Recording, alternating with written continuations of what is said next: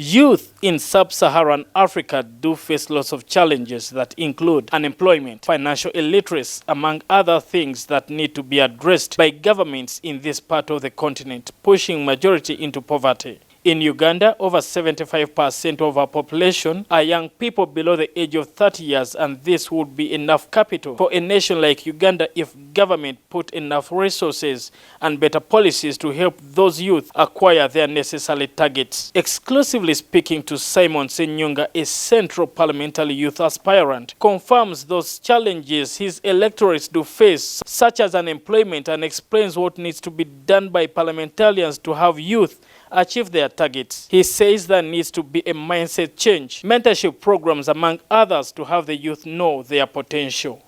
The question of unemployment has to be addressed from the perspective of, first of all, changing the mindset amongst the young people, to begin believing in themselves, to recognize that actually they have a potential inside of them to be whatever they have to be.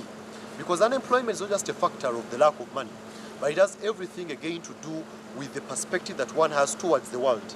It has a perspective to do with how somebody perceives themselves and what is available as a resource to them. So we believe that as the young people, we need very strong mentorship, especially from those who are in leadership. We need very strong guidance from those who are in the leadership, so that we are able, number one, to appreciate that this nation does not begin and end with us. So we are not the first and the last. So we need to learn from experiences and appreciate them and use them in the particular context where it is relevant for them to be used. Senyonga believes lots of policies need to be changed to suit the youth programs, and those include having a strong budgetary allocation for the youth in a move to increase their welfare in terms of skilling them, financial education, among others. I do believe that actually the first policy that has to be changed is the budgetary policy, to increase the percentage that goes to the young people and their activities. Secondly, there has to be a very strong budgetary allocation, especially for the young people at the sub-county. 300,000 every after 3 months is actually a total joke and a perfect example of despising what accurate and effective representation of young people ought to be. So I believe we ought to lobby through special motions, through bringing bills of parliament, to actually transform the lives of the young people by increasing the quotas so that we have effective leadership.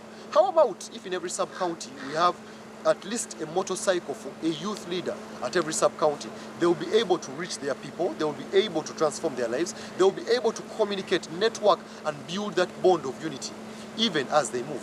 Youth make up the biggest demographic in Uganda, and this needs to be enhanced by various stakeholders to use them as capital to develop the nation. Brian Senkumba, Channel 44 Prime News, Kampala.